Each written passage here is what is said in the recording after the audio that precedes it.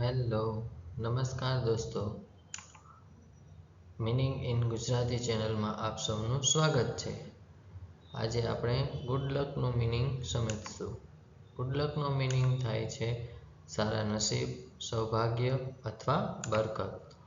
હવે આપણે નેક્સ્ટ એને ઉદાહરણ સાથે સમજીએ કે આપણે રૂટીન લાઈફમાં કેવી રીતે એનો ઉપયોગ કરી શકીએ. Good luck with your studies મતલબ કે તમે તમારા અભ્યાસમાં બધી ખુશીઓ મળે. જ્યારે કોઈને આપણે વિશ કરવું હોય ત્યારે ગુડ લકનો આપણે ઉપયોગ કરી શકીએ છીએ. સેકન્ડ એક્ઝામ્પલ તરીકે સમજીએ, good luck with your new job. તમને તમારી નવી જોબમાં ખૂબ સારા ભાગ્યવાન રહો. મતલબ તમે તમારા નવા કામમાં સારા ભાગ્યવાન રહો.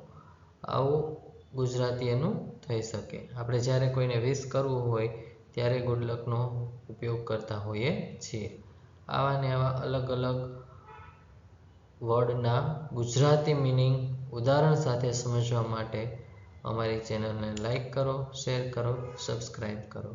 Thank you.